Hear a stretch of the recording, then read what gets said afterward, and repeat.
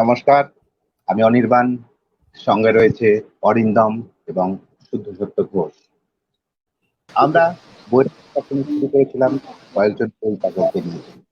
আমাদের মূল উদ্দেশ্য হলো ইবুক প্রকাশ, লেখককে আইনিভাবে ইবুক প্রকাশ করতে সহায়তা করা এবং ইবুক প্রকাশের মাধ্যমে আর্থসামাজিক সীমানা ছাড়িয়ে বইকে বিশ্বজনীন করা। বই প্রকাশের জন্য লেখককে একটি আইনি মঞ্চ দেওয়া এবং বিশ্বজুড়ে ছড়িয়ে থাকা পাঠকদের সামনে নতুন এবং অনুদিত বইয়ের সংকলন তুলে দেওয়া। আমরা ইতিমধ্যে প্রায় 50টির বেশি ইবুক প্রকাশ করেছি। তার মধ্যে যেমন রয়েছে নতুন লেখকদের বই, তেমনি রয়েছে চিরকালীন সাহিত্যেরও বই। আমরা এর আগের লাইভে বলেছিলাম যে আমরা পরবর্তী লাইভ লেখককে নিয়ে করব, লেখকের মুখোমুখি। আজকে রয়েছে আমাদের সঙ্গে শুদ্ধ সত্য ঘোষ, বাংলা সাহিত্যের একটি চেনা মুখ। নানা লিটল ম্যাগাজিন, ওয়েবজিন ছাড়াও দৈনিক ও সাপ্তাহিক পত্রিকার নিয়মিত লেখক। উপন্যাস, নাটক, প্রবন্ধ, গল্প, কবিতা ইত্যাদি শাখায় তার অনায়াস বিচরণ। প্রকাশিত বই মহাভারত প্রথম থেকে ষষ্ঠ খণ্ড, ভীষণ গোপনে বেঁচে আছি কবিতার বই, রঙ্গমঞ্চ এবং ঘৃণার সীমান্তে তার লেখা। আমরা বৈরাগ পাবলিকেশন থেকে আনছি তার ভিন্ন স্বাদের লেখা পাইরেট পাইরেট।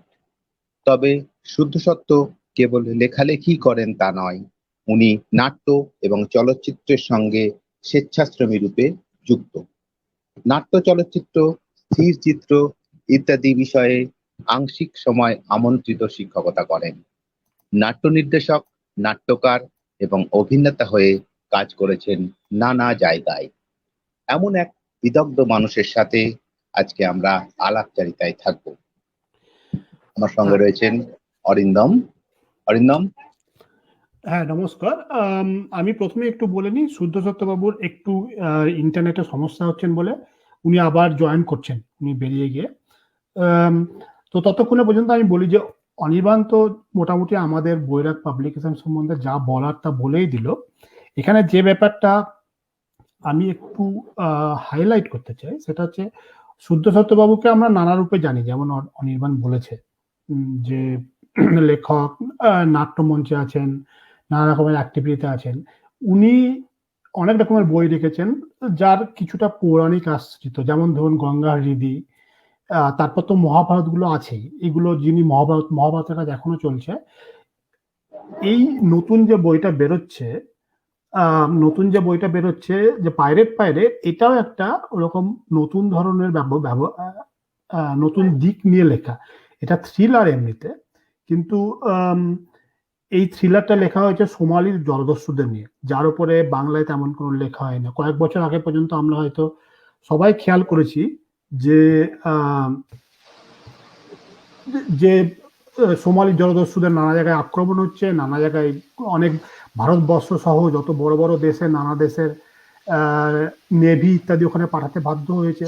কিন্তু এই ব্যাপারে বাংলায় সেরকম কোনো বই এখনো পর্যন্ত লেখাই হয়নি। না থ্রিলার, যদিও থ্রিলার লেখা হচ্ছে, কিন্তু এই পার্টিকুলার ব্যাপারটার উপরে তেমন কোনো থ্রিলার লেখা হয়নি।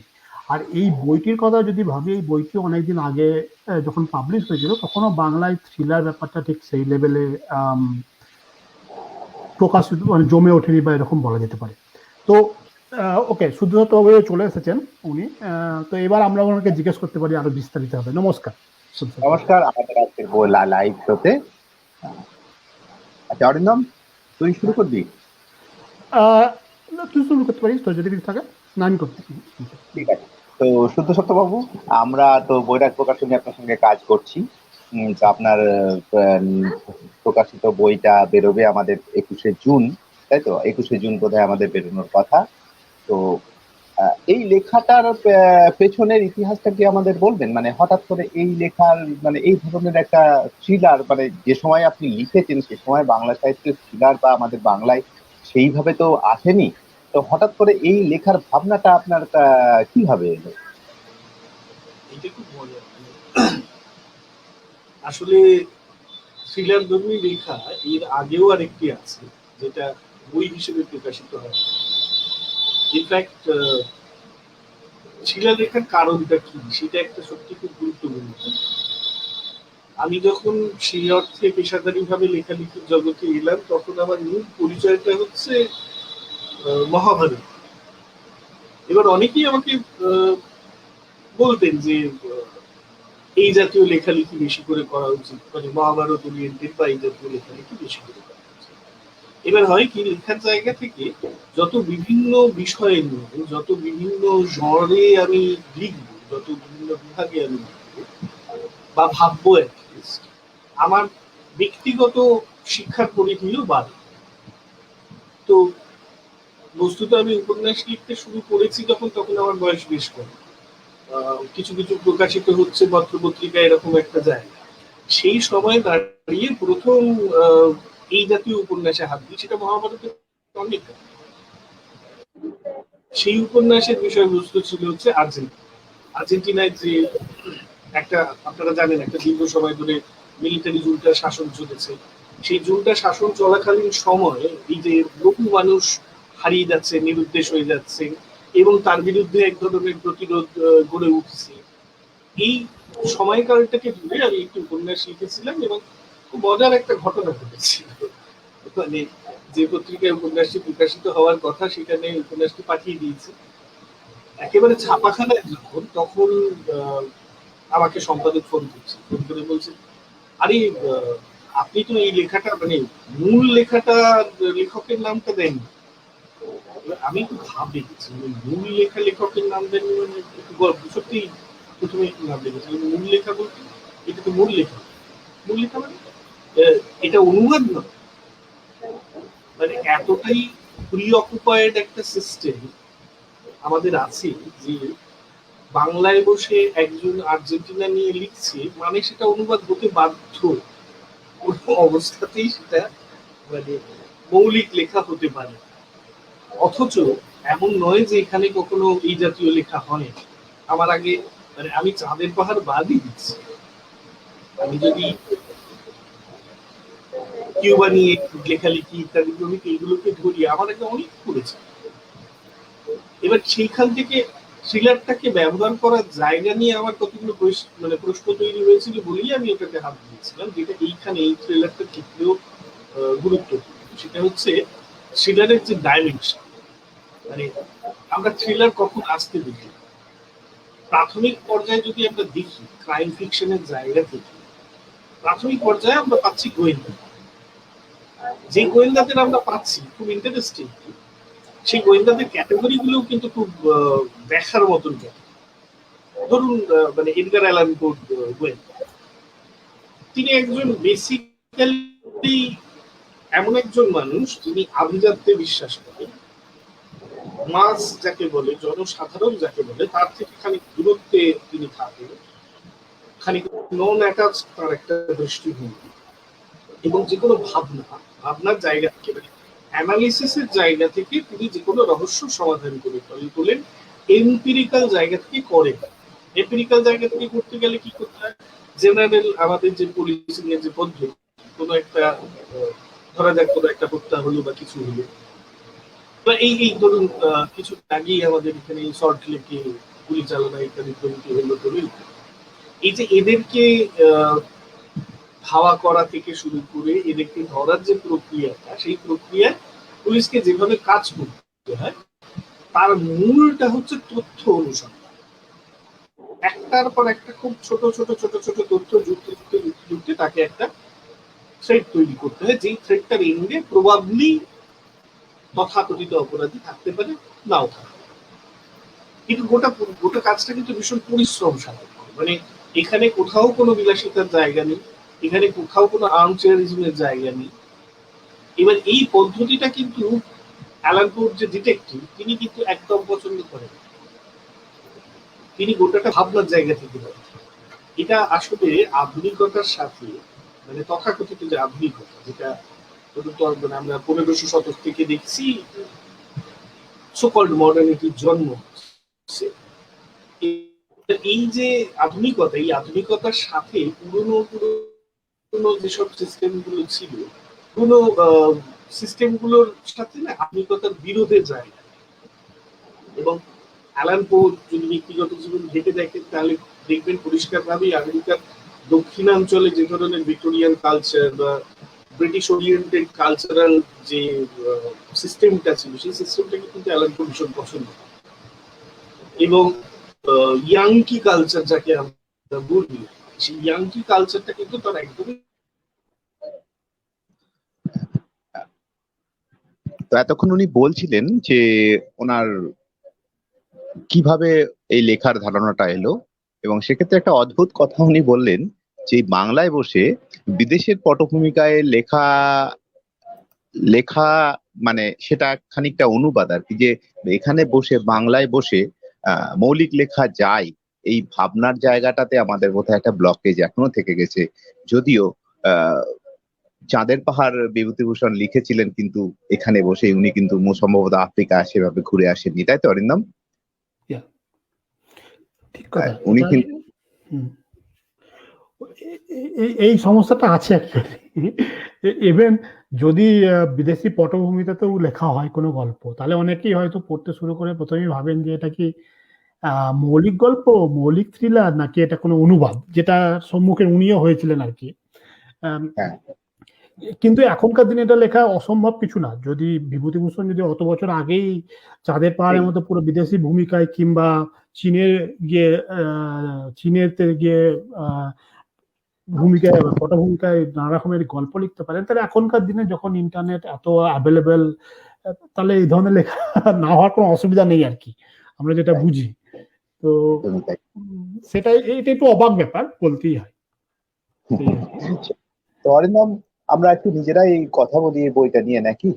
হ্যাঁ, তো আমাদের একটুখানি এই বইটা সম্বন্ধে বলা দরকার, যে বইটা আমাদের বাংলা বা বিশ্ব সাহিত্য যে থ্রিলারের যে প্রচলন আছে, তার বিষয়বস্তু অনেক বেশি। বিশ্ব সাহিত্য দেখলে, বিশেষত যদি ইংলিশ সাহিত্য দেখি, তাহলে তার বিষয়বস্তু অনেক বেশি।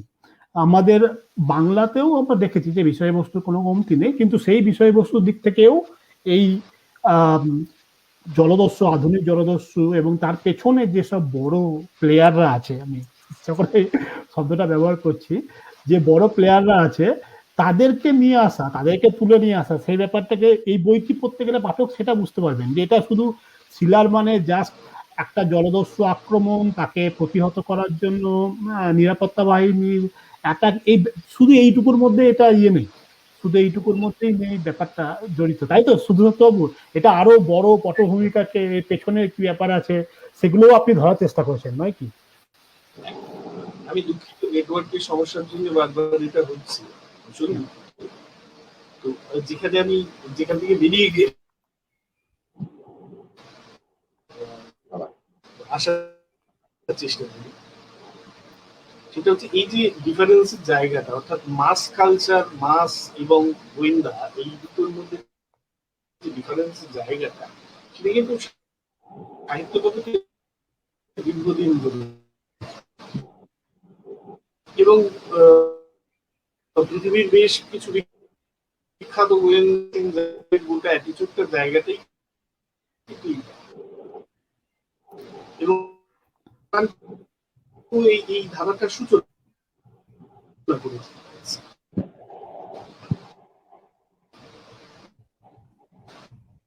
একদিন ধরে পড়তে ভীষণই মনে হচ্ছে আমরা যে আলোচনাটা করছিলাম, হ্যাঁ, তো অরিন্দম, তো আমি সেটাই বলার চেষ্টা করছিলাম যে হ্যাঁ, এই বইটির মধ্যে পাঠক যেটি পাবেন যে কি করে একটা থ্রিলার, মানে কি করে ঘটনা শুরু হলো এবং কি করে ঘটনা শেষ হলো, এটা তো আছেই। একটা থ্রিলারের তো ঘটনাই হলো যে কি করে শুরু হলো, কি করে শেষ হলো, কিন্তু তারপরেও আরো যে ভূরাজনৈতিক বড় বড় রাজনৈতিক শক্তি আছে, তারাও কিভাবে এর সঙ্গে যুক্ত আছে, সেটাই বইয়ে ভালো করে বলা হয়েছে। এবং বলা হয়েছে মানে এমন না যে শুধু তথ্যটা দেওয়া হয়েছে, সেটা কিভাবে গোটা পৃথিবীতে বিভিন্ন জায়গাকে আমাদের সবারই অগোচরে, সবারই অন্তরালে কিভাবে জুড়ে দিচ্ছে ব্যাপারটা, সেটা এই বইয়ে ভালো করে ব্যাখ্যা করা হয়েছে। এবং এই বইটা আরেকটি যেটা আমার আমার ব্যক্তিগতভাবে খুব ভালো লেগেছে এই বইটির ব্যাপার, সেটা হচ্ছে যে এখানে যে নিরাপত্তা বাহিনীর দিক থেকে যারা প্রধান ভূমিকা নেয় তাদের মধ্যে একজন হচ্ছেন ভারতীয়, আরেকজন হচ্ছে বাংলাদেশের মেয়ে। আমি একটুখানি বলেই দিলাম স্পয়লার মতো। তারা দুজনে মিলে অ্যাকচুয়ালি মুখ্য নিরাপত্তা বাহিনীর মুখ করে। এবং মেয়ে হিসেবে আরেকটা ব্যাপারও আছে যে আজকাল গুপ্তচর বৃত্তি বা এই ধরনের ব্যাপারে নারী মহিলা কখনোই পিছিয়ে ছিল না, কিন্তু তা সত্ত্বেও এই একবিংশ শতাব্দীতেও তারা সবসময় ফ্রন্ট রোল পায় না। তাদেরকে হয়তো অনেক সময় ব্যাক অফিসে রাখা হয় বা ডেটা প্রসেসিং এ রাখা হয়, ফিল্ডে নামতে দেওয়া হয় না। কিন্তু তাদের যখন পরিস্থিতি খারাপ দেখায় তখন কি হয়, তাদের চিন্তা ভাবনাটা যেহেতু সাধারণ লোকের থেকে পুরো আলাদা হয়, যেহেতু আমাদের মানে আমি বলতে চাইছি তাদের নারীর চিন্তা ভাবনাটা যেহেতু পুরুষের চিন্তা ভাবনা থেকে একটু আলাদা রকম হয়, যে কোনো একটা সমস্যাকে অন্য দিক থেকে দেখা, কোনো একটা সমস্যার কিছু ইনোভেটিভ সলিউশন বার করা, সেটাও এই বইটার মধ্যে বেশ ভালো করে দেখা যাবে, যেটা আমরা বলতে পারি আর কি। তা সেই হিসেবে বলতে পারি যে থ্রিলারটার মধ্যে অনেক ইউনিক ব্যাপার আছে, যে এক তো হচ্ছে বিষয়বস্তুর দিক থেকে, একটা হচ্ছে পটভূমিকা, বিস্তারিত পটভূমিকা নিয়ে কিন্তু তথ্যের ভারাক্রান্ত না করে, আরেকটা হচ্ছে যে একটি নারী একটি মেয়ে কিভাবে শেষে এসে সবকিছুকে সামলে অ্যাকচুয়াল সলিউশনটা বার করলো। আমি একটু সেটা এগুলো আমার মতে, যেহেতু আমি বইটা পড়েছি সম্পাদনা করার সময়, আমার মতে বইটা ইউনিক পয়েন্ট হচ্ছে এগুলোই আর কি, প্রচন্ড ভালো। হ্যাঁ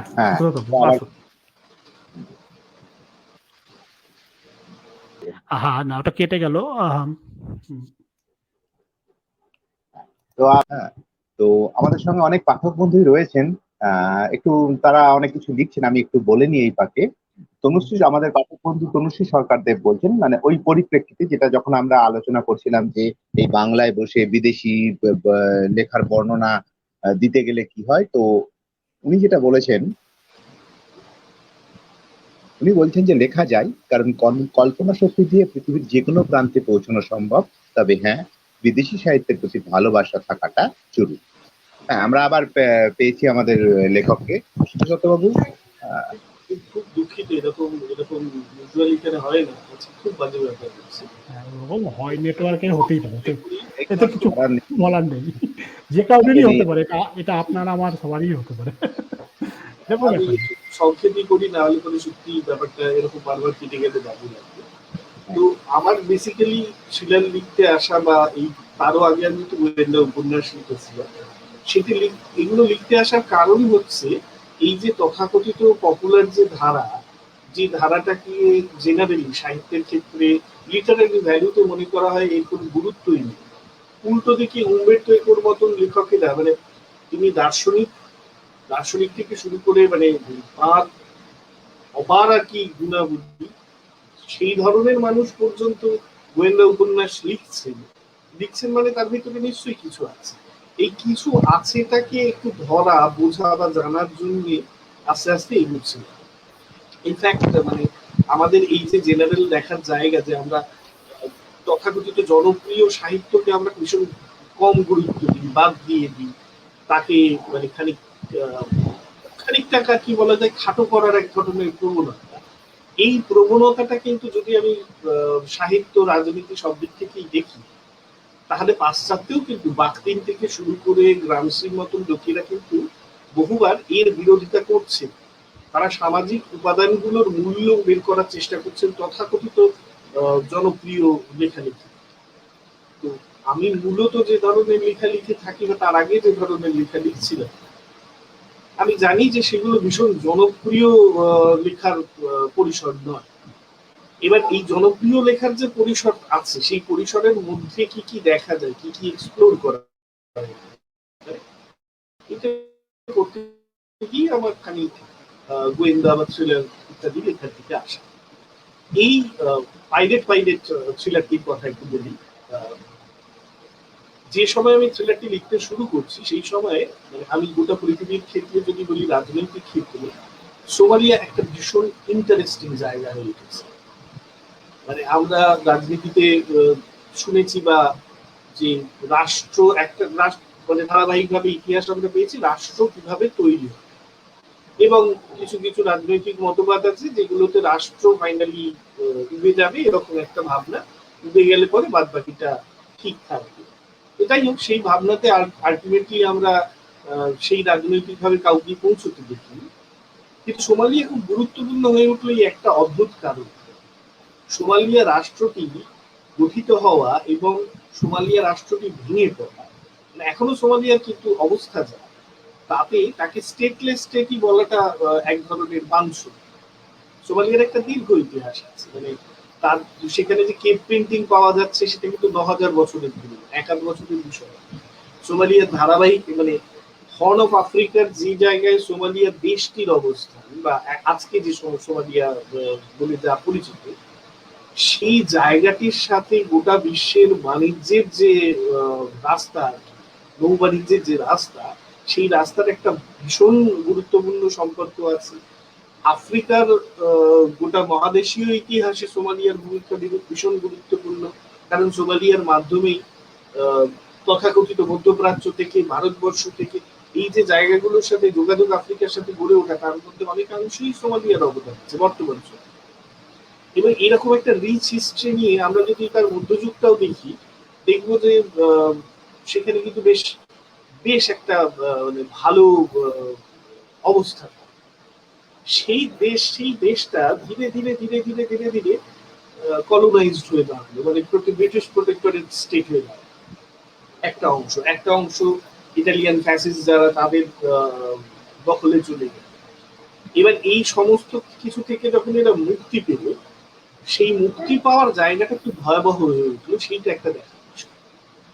আমি সোমালিয়াকে যখন থেকে ভালো করে স্টাডি করতে শুরু করলাম, তখন আমি দেখছি রাষ্ট্র বলতে যা যা কাঠামো আমরা বুঝি কিছু নেই। আইন, আদালত, পার্লামেন্ট, হেন তেন সব ভেঙে দিতে হয়ে গেছে।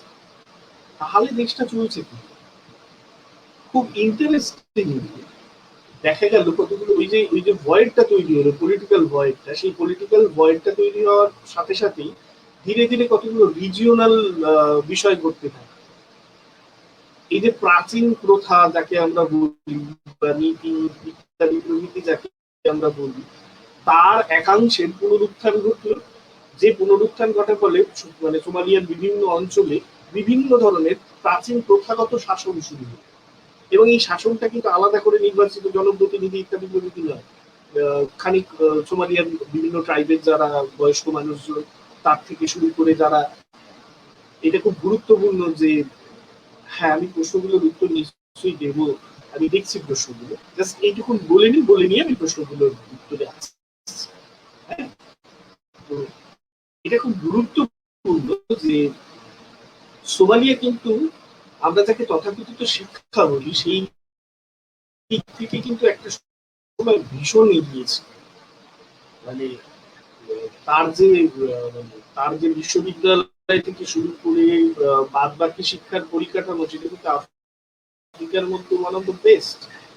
সেই রকম একটা দেশ যখন এরকম স্টেটলেস ক্যারেক্টার এসে দাঁড়ায়, তার ভেতরে কি ঘটে, কেন ঘটে, সেই জায়গাটাকে একটা দেখা দিচ্ছে আমার। এবার উপন্যাসটা যখন আমি লিখছি, সেই উপন্যাসটার মধ্যে সোমালিয়া কি করে এইখানে এসে পৌঁছলো, এই জার্নিটা নিয়ে আমি সত্যি কথা বলতে বিরাট স্পিচ দিতে পারি। বরং জার্নিটা পৌঁছানোর পর কি ঘটছে সেইটাকে আমি বলার চেষ্টা করছি, যেখানে এই পাইরেটরা ইম্পর্টেন্ট হয়ে পড়ছে। স্টেট যখন ভেঙে দেয় তখন কি ভালো সীমাটা নিয়েই কাজ করছে। আমি যদি গালফ অফ আদেনকে যদি ধরি, দেখা যাচ্ছে যে এই মুহূর্তে সোমালিয়ান স্টেটের যাবতীয় মেশিনারি অপসারিত হয়ে যাচ্ছে, অমনি আশপাশ থেকে, বিশেষ করে ইউরোপীয় থেকে শুরু করে এরকম কিছু কিছু এশিয়ান দেশ, তারা কিন্তু সোমালিয়ার ওই জলসীমা অতিক্রম করে তার ভিতরে ঢুকে সেখানে মাছ ধরা থেকে শুরু করে এমনকি তাদের যে নানান পারমাণবিক বর্জ্য থেকে শুরু করে এমন কিছু মেডিকেল ওয়েস্ট যেগুলো ওইভাবে উচিত না ফেলার কথা না, সমস্ত করতে শুরু, কেউ বাধা দেবে। এই যে যখন তারা ঢুকলো একটি দেশের সীমান্ত অতিক্রম করে তারা জবরদস্তি করতে এইটার খানিক বলা যেতে পারে প্রতিক্রিয়া কিন্তু পাইরেসি জন্মাচ্ছে। অর্থাৎ তারা প্রাথমিক পর্যায়ে যেটা হচ্ছে অনেকেই আমাদের পাঠক বন্ধুরা অনেক কিছু জানতে চেয়েছেন। বইটির নামকরণ তীর্থগুপ্ত জানতে চেয়েছেন, বইটির নামকরণ পাইরেট পাইরেট কেন। আমরা আবার পেয়েছি লেখককে, আমরা নিয়ে নিই। খুব যাতা হচ্ছে তো নেই, অদ্ভুত একটা সেই ছোটবেলা চোর চোর খেলার মতন হচ্ছে। থ্রিলার তো না, থ্রিলার, সত্যি থ্রিলার হচ্ছে। তো এই যে জলসীমা অতিক্রম করতে শুরু করার প্রতিক্রিয়া হিসেবে ওখানে যারা মৎস্যজীবী ছিল তাদেরই একাংশ কিন্তু এই প্রথম জলদস্যুতার মধ্যে ঢুকে গেল, কারণ তারা মাছ পাচ্ছেন না বলে তারা যেটা ফেস করছেন সেটা হচ্ছে তাদের পেছনে কোনো মানে ধরা যাক একটা নেভি আছে, একটা এক ধরনের যাকে আমরা বলি মেরিন পলিসি আছে, তাহলে কি হয় এই জাতীয় জিনিসের মোকাবিলা রাষ্ট্র করে। এবার যেখানে রাষ্ট্র অনুপস্থিত, শুধুমাত্র সমাজ রয়ে গেছে ভূমিতে, মানে ল্যান্ডে, সোমালিয়ান ল্যান্ড যেটা পুন্টল্যান্ড থেকে শুরু করে যাবতীয় যে অংশগুলো মিলে সোমালিয়া হচ্ছে, সেই ল্যান্ডে এক ধরনের সামাজিক শাসন চলছে। জলটা কি হয় এই জায়গাটাতে এসে কিন্তু তারা খানিকটা বলা যেতে পারে প্রতিরোধের জায়গা হিসেবে এই প্রথম মানে পাইরেসি জায়গাটায় চলে আসে। যেসব এরা ঢুকছে তাদেরকে ঠেকানো, এবং ঠেকাতে গিয়ে তারা খানিকটা আরেকটু মাথা যা হয় আর কি আরেকটু বাড়ে, সেই বাড়ার জায়গা থেকে তারা মনে করলেন যে আমরা যদি এইগুলোকে দখল করতে পারি, মুক্তিপণ চাই, তাহলে আমাদের উপার্জন বাড়ে। এই উপার্জন বাড়ার জায়গাটা কিন্তু আরো ইন্ধন যোগাতে শুরু করলো আরো কতগুলো ছোট ছোট জিনিস। সেটা হচ্ছে সোমালিয়া একটা দীর্ঘ গৃহযুদ্ধের মধ্যে দিয়ে চলেছে এবং এখনো তার সবটাতে শেষ হয়ে গেছে। তারই মধ্যে ঢুকেছে হচ্ছে খানিক মৌলবাদী যে অবস্থান, আল শাবাবের মতন গোষ্ঠী ইত্যাদি প্রভৃতি। তারা সোমালিয়ার, যেহেতু সোমালিয়ার বিরাট মানে বৃহত্তর পপুলেশন তথাকথিত ভাবে ইসলাম ধর্মীয়, তারা সেই জায়গাগুলোকে ব্যবহার করতে শুরু করেছে। ইসলামিক শাসন থেকে শুরু করে এই জায়গাগুলোকে নিয়ে মানে বাড়ার চেষ্টা করেছে। যখন এই স্টেটলেস হালটা বাড়ার চেষ্টা করেছে, এবার এই সমস্ত কিছুর ক্ষেত্রেই তো অর্থের প্রয়োজন হয়, সেই অর্থটা আসবে। পাইরেসি সেখানে অর্থের ক্ষেত্রেও খানিক সাহায্য করছে।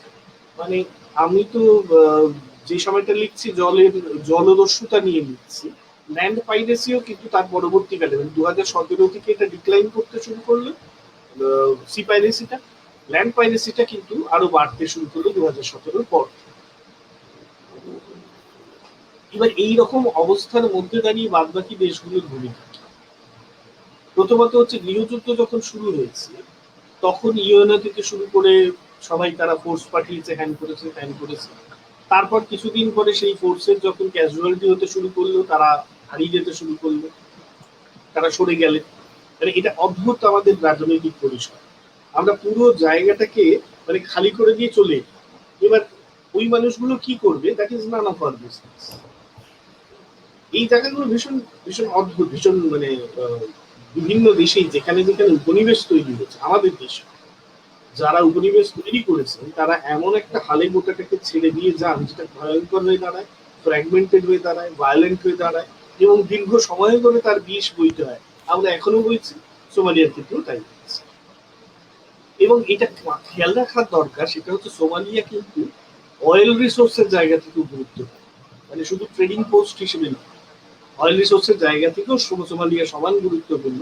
যত মিডল ইস্টের ক্রাইসিস বেড়েছে, অয়েল নিয়ে মানে তেল নিয়ে সমস্যা বেড়েছে, ততও কিন্তু সোমালিয়ার রাজনৈতিক গুরুত্ব বেড়ে গেছে। ফলে পলিটিক্যাল প্লেয়ার্স যে শব্দটা অরিন্দম একটু ব্যবহার করছেন, একদম অ্যাবসলিউট পলিটিক্যাল প্লেয়ার্স, তারা সোমালিয়াকে প্রথম পর্যায়ে ছেড়ে দিয়ে চলে গেলেন। তারপর যখন দেখলেন পাইরেসি নিয়ে সমস্যায় পড়ছেন, পাইরেসিটাকে সামলাতে পারছেন না, তখন আবার তারাই নানান ইউএনএতে নানান রেজলিউশন হ্যানোটেন ইত্যাদি নিয়ে সোমালিয়ার পাইরেটদের বিরুদ্ধে ফোর্স খাড়া করবে।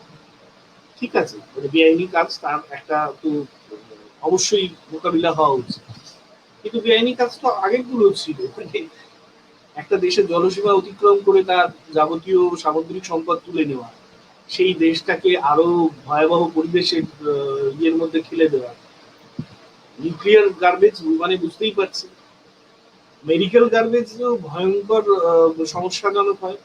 সমস্ত কিছু খুব পরিকল্পিত ভাবে ওখানে দাম করে আসা হচ্ছে, তার শাস্তি কি হয়েছে না। এবার এই যে ইন্টারাকশন গুলো, মানে কিভাবে আসলে এই খেলাগুলো হয়, কারা এই খেলাগুলো খেলে, সেগুলো সম্পর্কে একটা ধারণা তৈরি করার জায়গাটা আসলে এই উপন্যাসটার প্রাথমিক উদ্দেশ্য। মানে জেনারেলি আমাদের ক্ষেত্রে কি হয় যে ধরুন অমুক রাজবাড়ির গুপ্তধন, সেইটা খুঁজে বের করা ইত্যাদি, এটা তো অনেক অনেক হয়েছে এবং অনেক হচ্ছে। আমি যেটা দেখতে চাইছিলাম বা আমি আমার জায়গা থেকে দেখতে চাইছিলাম সেটা হচ্ছে যে আমরা তো বাঙালিরা অনেক ক্ষেত্রেই বলি যে আমরা ভীষণ আন্তর্জাতিক, তাহলে সত্যি সত্যি আন্তর্জাতিক সমস্যার জায়গাটা সব থেকে ওয়ার্স্ট পসিবল স্টেটে দেখাটা বোধহয় আমাদের কোথাও কাজের মধ্যেও পড়ে।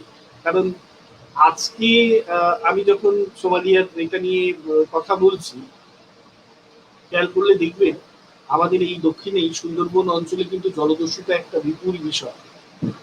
সবসময় যে ভীষণ খবরে আসে তা না, কিন্তু জলদস্যুতা সুন্দরবন থেকে শুরু করে সমুদ্র সংলগ্ন অঞ্চলগুলোতে কি গুরুত্বপূর্ণ বিষয় তা যারা ওখানে যাতায়াত করেন বা যোগাযোগ আছে তারা জানবে, এবং সেগুলোর কারণের জায়গাগুলো কিন্তু খুব ইন্টারেস্টিং। তো এই যে ফেল স্টেট হতে থাকলে কি কি হয়, আমরা কিন্তু খানিক মানে সোমালিয়ার দশায় আমরা পৌঁছইনি ঠিক, কিন্তু যে পদ্ধতিতে চলেছে গোটা সিস্টেম গুলো বা চলছে যে পদ্ধতিতে, তাতে কিন্তু খুব ইন্টারেস্টিং একটা জায়গা তৈরি হতে যাচ্ছে। আচ্ছা, এই অবধি মানে আমি প্রচুর বকছি আর কি, অবধি বলে নিয়ে একটু বন্ধুদের উত্তরগুলো প্রশ্নগুলো শুনি। না, সিরিজ করার ইচ্ছে সত্যি বলতে প্রথমে ছিল আমার, এখন এক্ষুনি আমি আর সিরিজ করার কথা ভাবতে পারছি না। তার কারণ হচ্ছে অন্যান্য অনেক লেখা হাতে জমে আছে। এবার যতক্ষণ না শেষ করতে পারবো ততক্ষণ আবার আর একটা লেখার কথা ভাবাটা সত্যি ডিফিকাল্ট। ইনফ্যাক্ট আমি দুটি চরিত্র যখন তৈরি করছি, তার মধ্যে একটি চরিত্র তথাকথিত ভাবে আর কি পশ্চিমবঙ্গের বাঙালি চরিত্র, যে আমেরিকাতে বড় হয়েছে, জন্মেছে, বড় হয়েছে, আর যে মেয়েটি আর কি, মেয়েটির চরিত্র হচ্ছে বাংলাদেশের মানে সেই অর্থে আর কি বাংলাদেশি একটি পরিবার থেকে তার জন্ম, লন্ডনে জন্মেছে। তো এই দুটি চরিত্র খানিকটা প্রোটাগনিস্টের মতন কাজ করেছে। আমার খুব ইচ্ছে ছিল যে এই দুটি চরিত্রকে পরবর্তীকালে যদি সময় সুযোগ পাই, আমার ইচ্ছে ছিল মানে আছে এখনো, যদি সময় সুযোগ পাই তাহলে আমাদের এই উপমহাদেশের কিছু বিষয় নিয়ে এই দুটি চরিত্রের ইন্টারাকশনের জায়গাটাকে তৈরি করা সম্ভব হলে আরেকটা ছিল। তো সেটা এখনো বলা যেতে পারে পরিকল্পনার পর্যায়ে শুধু রয়েছে, হাত দিতে। তো হ্যাঁ, পরিভাষা নিয়ে কিছু ক্ষেত্রে তো অসুবিধা সত্যিই পড়তে হয়। অসুবিধে পড়তে হয় এই কারণে যে বিশেষ করে মানে আমি যখন আন্তর্জাতিক পরিসর নিয়ে কথা বলছি তখন সেখানে যে কয়েনেজ গুলো খুব সহজে ইউজ হয় এবং প্রত্যেকটা কয়েনেজের মানে পাল্টে দেয়। তো মানে ধরুন গেম, গেম শব্দটাকে আমরা খেলাধুলো হিসেবে, আচ্ছা গেম শব্দটা কোনো একটা স্তরে এসে কিন্তু শিকারের জায়গায় চলে গেছে, গেম সেটা একটা জায়গা, মানে পরিভাষাগত একটা বদল ঘটে গেছে। আবার গেম শব্দটা আরো পরের দিকে স্ল্যাং এর দিকে যত চলে যাবে তত দেখবেন ইউরোপে গেম শব্দটা স্ল্যাং এর দিকে যেতে যেতে যেতে খালি দর্শনকে ইন্ডিকেট করতে শুরু করে। আমেরিকায় যদি গেম শব্দটা চলে যায় তাহলে দেখবেন সেই শব্দটা আবার মানে একদম গ্যাং ওয়ারের ক্ষেত্রে যে এলাকা দখলের যে স্ট্র্যাটেজি সেদিকে চলে যায়। আবার রাজনীতিতে গেলে গেমের পরিভাষা পাল্টে যায়। তাহলে তো আমি যখন বাংলা ভাষায় লিখছি যে পরিস্থিতি বা পরিবেশ নিয়ে লিখছি সেই পরিস্থিতিতে আমাকে ওইটা খানিকটা ভাবতে হচ্ছে যে কোন ক্ষেত্রে আমি সরাসরি সেই শব্দগুলি ব্যবহার করব, কোন ক্ষেত্রে আমি বাংলায় তার মানে একটা মানে বা একটা আরেকটি শব্দ তৈরি করতে হবে, সেটা অবশ্যই ভাবতে হচ্ছে, তর্জমা করে ব্যবহার করা। তর্জমা করে ব্যবহার।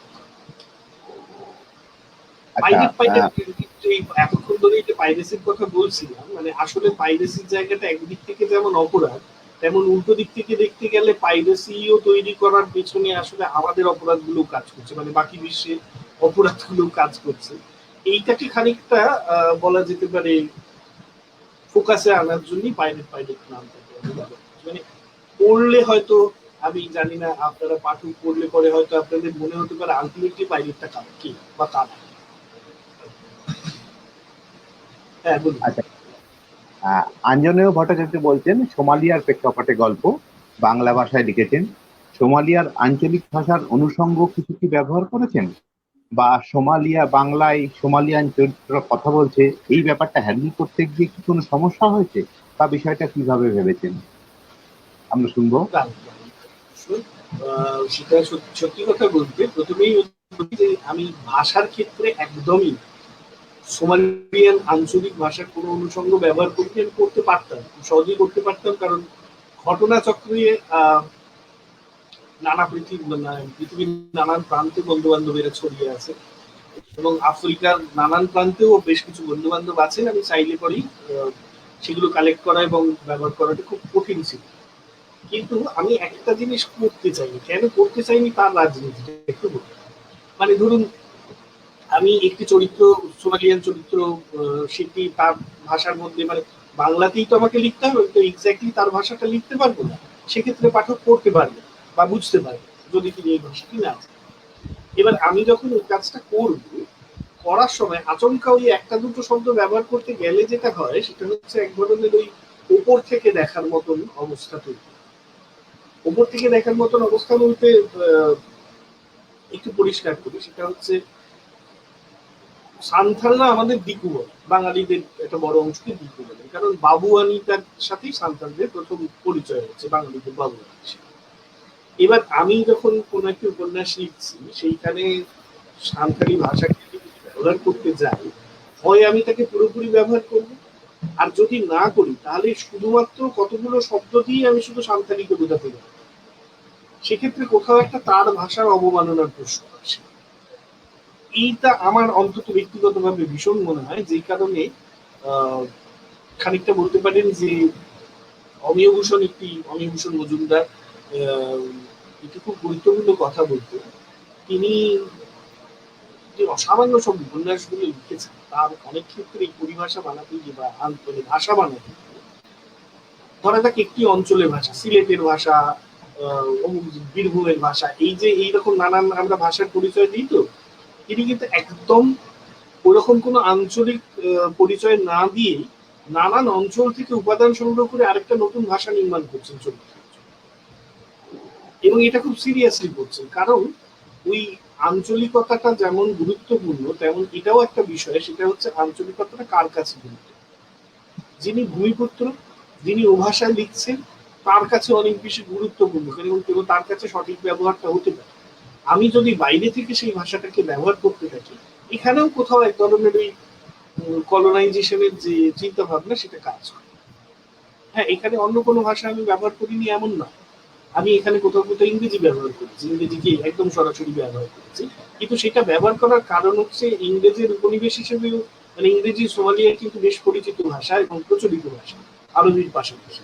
আরবিও কিন্তু সেই অর্থে সোমালিয়ার নিজস্ব ভাষা নয়, তো ইংরেজি অনেক প্রচলিত, সেই প্রচলনের জায়গা থেকে এবং নেচারটা, মানে তার বেসিক যে পলিটিক্যাল নেচার সেটা বোঝাবার জন্য ইংরেজির উপনিবেশ, বা পরবর্তী ক্ষেত্রে ইভেন আমেরিকার ক্ষেত্রেও ইংরেজির প্রভাব তার উপনিবেশিকতা সেইটাকে আমি ব্যবহার করছি। সোমালিয়ার আঞ্চলিক বৈশিষ্ট্য, তার জিওপলিটিক্স, এটাকে আমি বেশি ব্যবহার করছি, কিন্তু ভাষার ক্ষেত্রে আমি চেয়েছি পাঠকের কাছে সহজে পৌঁছে, যাতে পাঠক বিষয়বস্তুটা ছুঁতে তার কোনো অসুবিধা নেই। মানে এমনিতেই কিছু কিছু নাম ব্যবহার করতে হয়েছে, যেহেতু শুধুমাত্র আখ্যানটা মানে সোমালিয়া নিয়ে নয়, আখ্যানটা অনেকটা ভূখণ্ড জুড়ে জড়িয়ে। মানে ধরুন এখানে আমাদের থাইল্যান্ড থেকে শুরু করে, জার্মানি থেকে শুরু করে, ইতালি থেকে শুরু করে, নানা মানে এই মহাদেশগুলোরও নানান দেশ বা রাষ্ট্র এই আখ্যান ভাগের সাথে যুক্ত হয়ে গেছে। তার ফলে সোমালিয়ার সমস্যাটা বিষয়বস্তুর কেন্দ্রে মানে উপন্যাসের কেন্দ্রে রয়েছে, কিন্তু বাদবাকি পরিসরগুলো আছে সেখানে এমনিতেই আমাকে এমন কিছু নাম ব্যবহার করতে হয়েছে যে নামগুলোর সাথে আমরা বাঙালিরা সচরাচর খুব বেশি পরিচিত হই। ওই নামটা পড়তে গেলে প্রাথমিকভাবে একটা হোঁচট খাওয়ার আশঙ্কা আছে, কিন্তু সেটা বলা যেতে পারে যে আমি হয়তো অন্যভাবে ব্যবহার করতে পারতাম, সেই সাজেশন কেউ কেউ কখনো কখনো দেননি এমন না, কিন্তু আমি চেয়েছি থাক, কারণ ওই হোঁচট খাওয়াটাও এক ধরনের পরিচিতির জায়গা, মানে আচ্ছা এরকমও নাম হয়, আচ্ছা এইভাবেও নাম হয়, এই জায়গায় এই ধরনের মানুষের এই ধরনের প্যাটার্ন হয়। অন্যের সংস্কৃতিকে যতক্ষণ না আমি জানছি বা বুঝছি ততক্ষণ তো সত্যি আত্মীয়তা তৈরি হতে পারে না। খানিকটা সেই আত্মীয়তাটাকে বজায় রাখার জন্যই এই নামগুলো বা আর কখনো কখনো স্বল্প ইতিহাস সেটাকে ব্যবহার করা, সেগুলো আমি অবশ্যই করেছি। আচ্ছা, তীর্থগুপ্ত বলছেন যে বিষয়ে লেখা তাতে রাজনীতি আসা স্বাভাবিক, এটা কি কোনো সমস্যায় ফেলেছিল? বিন্দু মাত্র সত্যি বলছি, আমাকে একদম কোনো সমস্যায় ফেলেনি, কারণ যে কোনো লেখাই রাজনৈতিক লেখা, যাই লিখি না কেন, আমরা যে যাই লিখি তার একটা রাজনীতি থাকে, আমরা যে যেমন ভাবে বাঁচি তার একটা রাজনীতি থাকে। এমনকি যে মানুষ বলেন যে আমি ওসব রাজনীতির মধ্যে থাকবেন না, কি করবে, গোটা রাষ্ট্র সমাজ ব্যবস্থা বিশ্ব সরকার পরিচালন শক্তি রাজনীতি অর্থনীতির হাতে আছে, কোনো একজন মানুষের পক্ষে কখনোই সম্ভব নয় এই গোটাটার বাইরে বেরিয়ে দেওয়া। মানে সব থেকে গূঢ় গোপনতম অঞ্চলেও যদি কোনো মানুষ থেকে থাকে, তিনিও কিন্তু আসলে এই রাজনৈতিক ব্যবস্থার অন্তর্ভুক্ত, কারণ তাকে গূঢ় বা গোপন অঞ্চলে থাকার জন্য অসম্ভব প্রয়াস চালাতে, যাতে তিনি এই ব্যবস্থাটার সাথে সম্পর্কিত না হন, সেটাও একটা কাছে কাজেই রাজনীতি আসবে, এবং সেটা আমার ক্ষেত্রে অন্তত সত্যি কথা বলতে সমস্যা হয়। আচ্ছা, আর একটা বলেনি, আমাদের এই পাইরেটস এর প্রচ্ছদ করেছেন ইন্দ্রনীল ব্যানার্জি। অসম্ভব সুন্দর প্রচ্ছদের জন্য শিল্পীকে আমাদের অশেষ কৃতজ্ঞতা। আচ্ছা, রোশনি চৌধুরী বলছেন, রোশনি চৌধুরী বলছেন দারিদ্র্যের কারণে লোকে হয়তো দস্যু হয়, কিন্তু এইসব দস্যু যারা নারীর উপরে অত্যাচার করে তারা কি প্রকৃতিগতভাবেই ক্রিমিনাল না? জটিল প্রশ্ন। প্রশ্নের দুটো জিনিসকে আমি প্রথমে একটু আলাদা। এই প্রকৃতিগতভাবে ক্রিমিনাল শব্দটা আপনি দারুণ ব্যবহার করেছেন, এই শব্দটা আমার কাছে খুব গুরুত্বপূর্ণ। ইনফ্যাক্ট প্রকৃতিগতভাবে আমরা বোধহয় সেই অর্থে ধরতে গেলে সবাই ক্রিমিনাল। কেন? জীবন চক্র যেভাবে চলে তার নিয়ম হচ্ছে সার্ভাইভাল অফ দ্য ফিটেস্ট।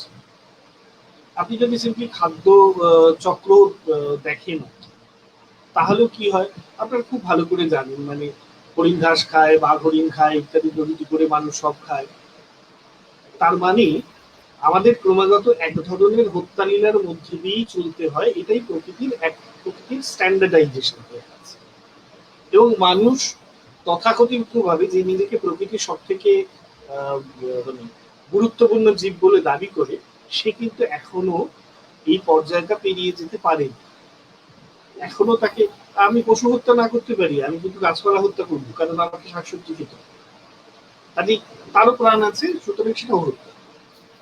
এইবার এটা একটা পর্যায়, আরেকটা পর্যায় হচ্ছে যেটা, সেটা হচ্ছে সত্যি কথা বলতে আইন সংবিধান যাবতীয় যা কিছু এই ধারণাগুলো হোমোস্যাপিয়েন্স যখন উদ্ভব হচ্ছে তার তো ছিল না। কোন একটা অঞ্চলে এক একটা অঞ্চলে ধরা যাক এক একটা গোষ্ঠী আছে, সেই গোষ্ঠীগুলো তারা নিজেদের প্রাণের দায়ে একত্রিত হয়ে আছে, নিজেদের প্রাণের দায়ে অন্যের সাথে যুদ্ধ করছে, অন্যেরাও তাদের প্রাণের দায়ে তাদের সাথে যুদ্ধ করছে। মানে অন্য বলতে আমি মানুষ থেকে শুরু করে অন্যান্য সব প্রাণীর কথাই বলছি। এবার এই করতে করতে করতে করতে সভ্যতার একটা স্টেজ আসছে যখন সম্পদ ইত্যাদি প্রভৃতির প্রশ্ন আসছে। সম্পদ যখন একটু জড়ো হতে শুরু করলো তখন আইন কানুনের সৃষ্টি হলো। এবার এই আইন কানুন যত সৃষ্টি হচ্ছে, সেই সৃষ্টি হওয়ার পেছনে মূল যে ক্রাইটেরিয়ানটা, সেই ক্রাইটেরিয়ানটা হচ্ছে সম্পদকে কিভাবে দেখবো, কিভাবে রক্ষা করবো। সবার একরকম সম্পদ নয়। আমরা অল্প বয়সে গল্প শুনতাম আদিম এক সাম্যবাদী সমাজ ইত্যাদি প্রভৃতি। পরবর্তী ক্ষেত্রে ধীরে ধীরে তার সাথে খানিক দ্বিমত পোষণ করার জায়গা এসছে, মানে আদৌ ওরকম সাম্যবাদী সমাজটা আদৌ ছিল কিনা সেটাও একটা ভাবার বিষয়। মানে তখনও মানুষের অন্যান্য প্রাণীর মতোই খানিক লোভ ছিল, মানে ধরুন দেখবেন যে একটা জায়গায় খাবার পড়ে আছে, কয়েকটা কাক সে খাবারটা নিয়ে কাড়াকাড়ি করছে। তো কাড়াকাড়ি করছে তারা তাদের মধ্যে, মানে কেউ আমরা সমান ভাগ করে নেবো, ভাগ করে নিয়ে সমান সমান খাবো, এটা তাদের মধ্যে প্রচলিত নয়। মানুষের ক্ষেত্রেও তাই। আর পাঁচটা প্রাণীর মতো মানুষও তো এক ধরনের প্রাণী মাত্র, তার বেশি কিছু নয়। মানুষ শব্দটা অনেকটা ওজন বহন করে, কিন্তু সেটা অনেকগুলো স্তর পেরিয়ে গেলে তবে। আদারওয়াইজ বাই ডিফল্ট আমি এই চেহারা বা এই স্পিসিসে জন্মেছি, এর বাইরে কিছু না, আমি আরেকটু প্রাণী। তো লোভ লালসা ইত্যাদি প্রভৃতি তাদেরও ছিল, তাদেরও কোথাও না কোথাও এই জায়গাগুলো কাজ করেছে। যেহেতু কাজ করেছে, স্বাভাবিকভাবে তাদের যে অপরাধের ভাবনাটা, সেই ভাবনাটা কেমন এটা দেখার বিষয়। যদি আপনি উল্টো দিক থেকে দেখেন যে এই ভাবনাটা কেমন ভাবে এসছে বা কিভাবে এসছে, সে দীর্ঘ ইতিহাস, আমি তার মধ্যে এখন যাচ্ছি না। আমি শুধু এইটুকু বলতে চাই যে সেই ইতিহাসের মধ্যে দেখা যাচ্ছে যখনই সম্পদের জায়গাটা এসে গেছে, তখন আইন কানুন করা হতে শুরু করেছে। মানতেই হবে, না মানলে তার শাস্তি, অর্থাৎ রিওয়ার্ড অ্যান্ড পানিশমেন্টের সিস্টেম তখন থেকেই চলতে শুরু করেছে, যেটা আজকের তথাকথিত সমাজে দাঁড়িয়ে একদম একটা এমন একটা হাইটে এসে পৌঁছেছে যেটা আনপ্রেসিডেন্টেড। এইবার আপনি যে প্রশ্নটা করলেন যে পাইরেট নারী, আমি একবার প্রশ্নটা দেখতে চাই, যে পাইরেট নারীকে ধর্ষণ করছে এরকম জাতীয় কিছু একটা প্রশ্ন, সে ভালো না খারাপ? হ্যাঁ, দারিদ্রের কারণে লোকে দস্যু হয়। এবার এই এই জায়গা থেকে যদি আমি দেখি, তাহলে রশ্মি, দারিদ্রের কারণে লোক দস্যু হয় এটাও খুব মহান বিষয় নয়। আমি কখনোই একে মহান বলছি, আমি ক্রিয়া প্রতিক্রিয়ার জায়গা থেকে বিষয়টাকে দেখতে চাইছি, এক নম্বর। দু নম্বর হচ্ছে, তাদের মধ্যে যারা স্পেসিফিক্যালি ধরুন নারীর ওপর অত্যাচার করছে, তারাই প্রথম মানুষ নন যারা এই কাজটা করছে। যদি আপনি গোটা বিশ্বের ইতিহাস দেখেন, তাহলে দেখবেন সব থেকে প্রাচীন সামাজিক দ্বন্দ্ব বা রাজনৈতিক সামাজিক দ্বন্দ্ব কিন্তু নারী আর পুরুষের মধ্যে। যারা পাইরেট নন, তারা কি নারীর উপর অত্যাচার করেন না? বহু বহু বহু বহু সমাজে, ইতিহাসের হাজার হাজার পাতায় এই চিহ্ন একেবারে খোদাই করা আছে। পুরুষতন্ত্র যখন যেভাবে সুযোগ পেয়েছে, সে নারীকে কাজে লাগিয়েছে, প্রয়োজন হলে অত্যাচার করেছে। মানে এটা পুরুষতান্ত্রিক একটা চেহারার জায়গা। আমি বলি যুদ্ধক্ষেত্রের কথা, ধরুন একদম প্রাচীন দিকের ট্রাইবাল যুদ্ধগুলোর কথা, যেটা আজ অব্দি চলছে, যেটা আজ অব্দি মানে বাহিনীগুলোর ভেতরে কোথাও ঢুকিয়ে দেওয়া, আক্রমণের জায়গায় সম্পদ লুট করা ইত্যাদি প্রভৃতির সাথে সাথে ধর্ষণ করাটা কিন্তু part of the war strategy. কেন? কারণ যুদ্ধ যারা করতে যাচ্ছেন তাদের বেশিরভাগ পুরুষ, এবং ফর্মুলেশনটা পুরুষতন্ত্রে নারীকে সম্পদ হিসেবেই শুধু ট্রিট করা হচ্ছে। নারীকে কতটা মানুষের মর্যাদা দেওয়া হচ্ছে এ নিয়ে আমার যথেষ্ট সন্দেহ আছে, এখনো এই সময় দাঁড়িয়ে যথেষ্ট সন্দেহ। সুতরাং যে পাইরেটরা নারীর উপর অত্যাচার করছেন, তারা আলাদা করেই শুধু অপরাধী তা না, গোটা পুরুষতান্ত্রিক ব্যবস্থাটাই অপরাধী। এবং যেহেতু অপরাধী, সুতরাং এদের অপরাধকেও আড়াল করার কোনো মানে নেই। তবে হ্যাঁ, মানে সোমালিয়ান পাইরেসির ক্ষেত্রে একটা ইন্টারেস্টিং পয়েন্ট হচ্ছে যে মানুষ হত্যা করার পরিমাণটা কিন্তু সোমালিয়ান পাইরেসিতে তুলনামূলক কম ছিল। যে পরিমাণ এরা চুরি করে, মানে যাকে বলে আর কি জাহাজ দখল করা ইত্যাদি করেছে, সেই তুলনায় হত্যার পরিমাণ কম ছিল। এটাও একটা রাজনৈতিক কারণ, কারণ বেশি হত্যা হলে পরে স্বাভাবিকভাবেই যে হিট জেনারেটেড হয় সেটা যদি সামলাবার উপায় ছিল না, টাকাটা মূল লক্ষ্য ছিল। এবং সেইখানে কিন্তু সরাসরি নারীর ওপর অত্যাচারের বিষয়টা খুব একটা এসে পৌঁছয়নি, কারণ এটাও আবার পুরুষতন্ত্রের মজা। জাহাজে যারা ক্রিউ হবে তাদের ক্ষেত্রে কিন্তু তারা যে মানে তাদের বেশিরভাগ ক্ষেত্রেই আর কি এই ধরনের কমার্শিয়াল ভেহিকলগুলোতে কিন্তু নারী ক্রিউ খুব একটা থাকে না, কারণ এমনিই বলা হয় জাহাজে নারী ওঠাটা প্যাসেঞ্জার শিপ এক ধরনের, কিন্তু ক্রিউয়ের পার্ট হিসেবে নারী ওঠাটা খুব বিপজ্জনক। আবার ওই নারী পুরুষের দ্বন্দ্ব এবং নারী পুরুষের স্বাভাবিক সম্মানবোধের অভাব, এইসব জায়গা থেকে সেটা। সুতরাং খানিকটা বলতে পারেন সেই জায়গা থেকে এই স্কোপ গুলো এরকম একটা পান। নিজের ভূখণ্ডে কি করেছেন, এই যে ভূখণ্ডে অনেক রকম কাণ্ড আছে, সব ভূখণ্ডেই আছে, সেখানে আছে, অবশ্যই সেখানে আছে। আচ্ছা, এইটা আমাদের ইন্দ্রনীল ব্যানার্জি প্রশ্ন করেছেন পাইরেট প্যারেড গল্পটি লেখার ক্ষেত্রে দুবার নাম দেওয়ার বিশেষ কারণ। এটা বোধহয় আপনি বলেছেন, তবু আরেকবার একটু সংক্ষেপে বলে দিলে ভালো হয়। মানে আচ্ছা, ইনি কি ইন্দ্রনীল যিনি প্রচ্ছদ করেছেন? সম্ভবত হ্যাঁ ওর নাম। হ্যাঁ, আমি এটাই বলতে চাচ্ছিলাম, এটাই ইন্দ্রনীল। আচ্ছা আমি জানি না ওকে তরুণ তরুণ বলা যায় না কিশোর বলা উচিত। অল্প বয়সী ছেলে, কিন্তু খুব ভালো কাজ করে, আমাদের আরো অনেক বইয়ের জন্য প্রচ্ছদ করেছে ও। বেশ বেশ, খুব ভালো ইন্দ্রনীল। মানে তোমাকে তোমাকেই বলছি, তোমাকে নমস্কার জানাই, কারণ তোমার সাথে আমার পরিচয় হয়নি কখনো। খুব ভালো লাগলো, হয়তো নিশ্চয়ই কোনো একদিন পরিচয় হবে। হ্যাঁ, পাইরেট পাইরেট নামটা দুবার ব্যবহার করার কারণ খানিকটা ধ্বনিগত জায়গা নিয়ে। যে কোনো শব্দকে যদি ওই যে আমরা যাকে বলি দিক্ত তৈরি করা ব্যাকরণগত ভাবে, সেইটা করা গেলে ধ্বনির মাহাত্ম্যটা আরেকটু স্পষ্ট। আমি যদি শুধু পাইরেট বলে ছেড়ে দিতাম, তাহলে পাইরেটটা এক ধরনের, মানে পাইরেট একটা জেনেরিক ওয়ার্ড হয়ে দাঁড়াতো, পাইরেসি সংক্রান্ত কোনো একটা বিষয় সেইটা। কিন্তু পাইরেট পাইরেট শব্দটা যখন আমি বলছি, তখন একটা কলিং আছে।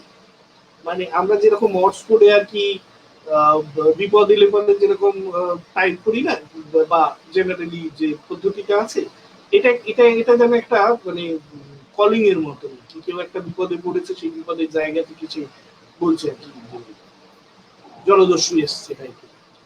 তো ওই দুবার ধ্বনিটি প্রয়োগ করার ফলে যেটা হয়, সেটা হচ্ছে ওই কলিং সেন্সটা খানিকটা জেগে ওঠে।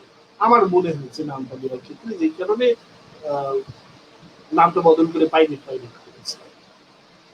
আচ্ছা, আঞ্জনীয় প্রশ্ন। আপনি তো ফিল্ম তৈরি করেন, আকাশ বাংলা, ইটিভি, দূরদর্শন কেন্দ্র কাজ করেছেন, নাট্য জগতেও আপনার অনায়াস বিচরণ, যার আরেকটি উপন্যাস আপনার রঙ্গমঞ্চ। আঞ্জনীয় জিজ্ঞেস করছে, বাংলা থিয়েটার নাট্য জগৎ নিয়ে কি আর আমরা কোনো উপন্যাস বা থ্রিলার পাবো আপনার কাছ থেকে? নিশ্চয়ই, এইটা আবার ভয়ঙ্কর একটা ইচ্ছা শুধু নয়, বলতে পারেন আমার দায়বদ্ধ। কারণ থিয়েটার আমাকে বহু কিছু শিখিয়েছে, নাটক থিয়েটার বলতে না, শুধু নাটক আমাকে বহু কিছু শিখিয়েছে। এবার যা শিখেছি তার কিছুটা অংশ যদি আমি লিখে যেতে না পারি, আহ, সেটা খুব লজ্জার ব্যাপার, আমাকে রেখে যেতেই হবে। এবার অন্তত আমি আপ্রাণ চেষ্টা করব। আমার ইচ্ছে আছে রঙ্গমঞ্চ, যখন লিখছিলাম তখনই ইচ্ছে ছিল যে চিরাদি একটা করার অন্তত। মানে এই রঙ্গমঞ্চ উপন্যাসটা যেহেতু শিশির যুগ, অহিন্দ্র যুগ, এই ফেজটা ধরে লেখা, আরো প্রাচীন নাটক, নাটকের যে মানে ভারতীয় নাটকের আরো প্রাচীন যে ইতিহাস আছে, সেইটা নিয়ে একটু লেখার পরিকল্পনা আছে। এবং ট্রিলজি থেকে আস্তে আস্তে টেকনোলজির দিকে গড়িয়ে যাচ্ছে পরিকল্পনা, কি হবে আমি জানি না। পরবর্তী ক্ষেত্রে ইচ্ছে আছে ওই যেটাকে আমরা নগ্ন মানে গ্রুপ থিয়েটার থেকে নতুন নাটক, নয়া নাটক ইত্যাদি প্রভৃতি বলছি, শম্ভুবাবু, উৎপলবাবু, অজিতেশ বাবু, এই যে ফেজটা, এই ফেজটা নিয়ে একটা উপন্যাস লেখার।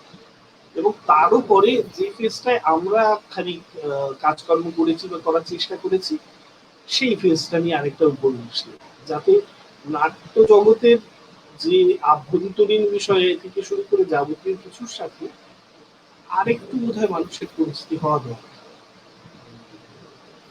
আমরা নাটক দেখি মঞ্চে, কিন্তু নেপথ্যটা বড় দূরে থেকে। আচ্ছা, আজকে তো একটা বিশেষ দিন আপনার, মানে অদ্ভুত ভাবে সমাপতন ঘটেছে। আমরা সোমালিয়ায় সাম্যবাদ এইসব নিয়ে আলোচনা করছিলাম। তো আজকে চের জন্মদিন। হ্যাঁ, মানে অদ্ভুত ভাবে। আর আপনার বোধহয় মায়েরও মৃত্যুদিন আজকে, খুব সম্ভবত।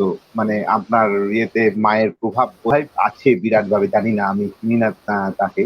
তবু আপনার প্রোফাইল ঘেঁটে বা যাই হোক যেটাকে বলবেন, প্রোফাইল সার্চ করে তো খানিকটা মনে হয়েছে যেন আপনার মায়ের প্রভাব আপনার মধ্যে রয়েছে। আমাদের বৈরাগের তরফ থেকে প্রণাম সেই মহিষী নারীকে। আজকে চেরও জন্মদিন। এই সোমালিয়ার প্রসঙ্গে চের কথাটা মনে পড়ে গেল আমার। হ্যাঁ, আজকে চে গুয়েভারারও জন্মদিন।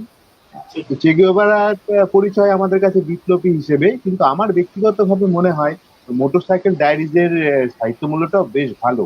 মানে মোটরসাইকেলে যেতে যেতে দুটি বন্ধু মিলে যে বিপ্লবের একটা ভাবনার জায়গা তৈরি হয়েছিল, তো সেটা কিন্তু বেশ আকর্ষক আর কি। তো চিত্রগুপ্ত একটা, হ্যাঁ, বলুন। মানে এই যে একটু আগে বলছিলাম না যে প্রথম রাজনৈতিক থ্রিলার সেইভাবে বাইরে বাইরে তো নয়, আরো অনেক পেছনে যেটা আর্জেন্টিনার পটভূমিকা। ইনফ্যাক্ট বলা যেতে পারে খানিকটা চেয়ে জীবন ভাবনা এবং সেই সময়কার লাতিন আমেরিকার যে রাজনৈতিক পরিবেশ, সেই জায়গা থেকেই কিন্তু উপন্যাসটা অ্যাপ্রোচ করেছিলাম আমি। মানে তখন আমি ওই অঞ্চলগুলো নিয়ে আরেকটু পড়াশোনা করছিলাম, বোঝার চেষ্টা করছিলাম। জেনারেলি আমি সময় নিয়ে নিচ্ছি না তো, মানে না না, আমাদের অসুবিধা নেই কোনো, আমাদের আড্ডা ভালো জমেছে। অর্ণব, আমার যদি শুনতে খুব ভালোই লাগছে, আমি তো চুপচাপ শুনছি। আরে অমনি ওইরকম ভাববেন না, চলুন। এরকম কোনো আচ্ছা, আমাদের অসুবিধা তাহলে নেই। হ্যাঁ হ্যাঁ। একটু একটু মজা একটু বলি আর কি। মানে আমাদের অল্প বয়সটা, হ্যাঁ আমার জীবনে আমার মায়ের প্রভাব ভীষণভাবেই আছে, এবং ভীষণভাবে থাকার একটা বড় কারণ মা মানুষ হিসেবে যা ছিলেন তার থেকে একটা বড় কারণ বোধহয় যে সময়টা আমরা জন্মেছি, সেই সময়টায় যা যা কিছুর মধ্যে দিয়ে গেছি, ইমার্জেন্সি থেকে শুরু করে নকশালবাড়ি শেষ পর্যায়ে থেকে শুরু করে এইসব যা যা কিছুর মধ্যে দিয়ে আমরা গেছি বা যেগুলো যেগুলো আমরা দেখেছি, আমার আমার ব্যক্তিগত জীবনে যার প্রভাব এসে পড়েছে, সেই সমস্ত কিছুতে মাখানিক সম্পৃক্ত হয়ে আছে। বাবা যেহেতু সেই সময় রাজনৈতিক কর্মী ছিলেন, ফলত এবং আপনারা জানেন যে সেই সময় একটা দেশ জোড়া রেল স্ট্রাইক হয়েছিল। তো বাবা তার একটি মানে দক্ষিণ পূর্ব রেলওয়ের একটি শাখার অন্যতম গুরুত্বপূর্ণ আর কি কর্মী বা নেতা ছিলেন। শুট অ্যাট সাইট অর্ডার জারি হয়েছিল তার বিরুদ্ধে। বাড়িতে সিআরপি ঢোকা, ভেঙে দেওয়া জিনিসপত্র, আমি তখন ভীষণই ছোট, এসব দেখতে দেখতে তারপর ইনফ্যাক্ট আমি আমার ব্যক্তিগত জীবনে প্রথম খুনটা দেখি যখন, তখন আমার বয়স খুব বেশি হলে 3 বছর হবে। তো এই যে পরিবেশগুলোর মধ্যে দিয়ে বড় হচ্ছে, সেই পরিবেশগুলোর মধ্যে কিন্তু চেয়ে বা এই জাতীয় রাজনৈতিক ভাবনার একটা বিরাট গুরুত্ব, বিপুল গুরুত্ব। বিপুল গুরুত্ব এই কারণে, আমি যখন আমার কিশোর বয়স আস্তে আস্তে যুবক বয়সে পৌঁছচ্ছি, তখনও কিন্তু অনেক মানুষ মনে করছেন দুনিয়া বদল সম্ভব, এবং তারা শুধু মনে করে বসে থাকছেন, ক্ষান্ত হচ্ছেন। আমি বহু মানুষকে ব্যক্তিগতভাবে সেই সময় দেখেছি বা জেনেছি যারা সবকিছু ছেড়ে দিয়ে সমাজ বদলের কাজে চলে গেছেন, কেরিয়ার থেকে শুরু করে সমস্ত কিছু। আমাদের ওই বয়সে একটা কল ছিল, এই শিক্ষা ব্যবস্থায় যে যত পড়ে সে তত বেশি মুখ হয়। যে যত পড়ে মানে হচ্ছে স্ট্রাকচারাল পড়াশোনা, কলেজ ইউনিভার্সিটি ইত্যাদি। এবং এই জায়গাগুলো থেকে যে আমাদের যে বোধগুলো তৈরি হচ্ছিল, যে ধরনের সামাজিক রাজনৈতিক চেতনা তৈরি হচ্ছিল, তাতে যে অপূর্ব ভূমিকা, এবং মোটরসাইকেল ডায়েরিজের তো বিপুল ভূমিকা আছেই। কারণ মোটরসাইকেল ডায়েরিজ আমাদের আস্তে আস্তে আস্তে আস্তে কতগুলো জিনিস বুঝিয়েছে। সেটা হচ্ছে যে দেশে আমি জন্মেছি, সেই দেশটাকেই আমি যদি না জানি, একদম আপন করে না জানি, তার সম্পর্কে কোনো ভাবনা ভাবাটাই দৃষ্ট। খুব বেশি বলবো না, অল্প বয়সে বেশ কিছু মানুষকে পেয়েছিলাম যারা খুব মানে মানুষ হিসেবে অনবদ্য। আমাদের একটা সময় টাস্ক ছিল পায়ে হেঁটে নানান জায়গায় ঘোরা, মানে পশ্চিমবঙ্গের নানান প্রান্ত ইত্যাদি আমরা হেঁটে ঘুরতাম, থাকতাম, বোঝার চেষ্টা করতাম জনজীবন কেমন, মানুষ কি ভাবেন, কি চান, শিখতাম। এই সবের পেছনে কিন্তু এদের মতন মানুষদের বিপুল অবদান। মানে মধ্যবিত্ত পরিসরে ছুটি পেলে পরে যে বেড়াতে যাওয়া, আর তার সাথে এই যাওয়াগুলোর অনেক ডিফারেন্স আছে। আমরা দেশ পড়তে বা বুঝতে যাচ্ছি, দেশের মানুষের কাছে ছাত্রের মতন যাচ্ছে শিখতে। এইসব ভাবনাগুলো তো আস্তে আস্তে আস্তে আস্তে তৈরি হয়েছে।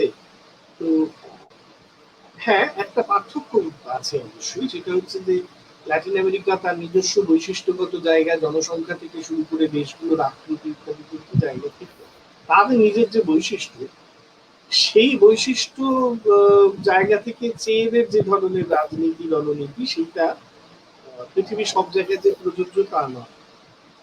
এটা সে নিজেও জানতেন। ইনফ্যাক্ট ওই যে উপন্যাসটি সেই সেভাবে আর কি পত্রিকা ছাড়া প্রকাশিত হয়নি, সেই উপন্যাসটিতে যে কারণে আমি খানিকটা রেজি দেবরের কথা আনতে বাধ্য হয়েছি।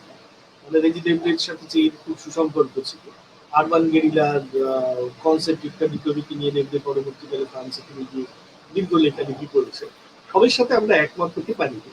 অস্ত্র বিষয়টা থাকা না থাকা এগুলো তো একটা বড় গুরুত্বপূর্ণ বিষয়। মানে আসলে অস্ত্র দিয়ে কি হয় বা অস্ত্রটা কতটা জরুরি সেসব প্রশ্ন বয়স বাড়তে বাড়তে অনেক প্রশ্ন এসে হচ্ছে আমরা করেছি। যাই হোক, সব উত্তর পাওয়া যায়নি, আর এই আড্ডা সেই আড্ডাও নয়। তো মূল যেটা বলার কথা সেটা হচ্ছে এরা শিক্ষকের কাজ করছে, কিন্তু একটা কথা তার সাথে আমি বলতে চাই, সেটা হচ্ছে যে চে গেভারা লেখা টি শার্ট পরলে, গায়ে চে ট্যাটু করালে, কিংবা চে নিয়ে গদগদ হয়ে স্লোগান দিলে পরে কিছু যাবে আসবে। এই যে চে টি শার্ট হয়ে যাওয়াটা না, এটাও আসলে বন্যায়নের প্রক্রিয়া, অর্থাৎ বিপ্লবকেও অ্যাকোমোডেট করে নেওয়া, সেই অ্যাকোমোডেট করে নেওয়ার জায়গাটা এই প্রক্রিয়ার মধ্যেই পড়ে।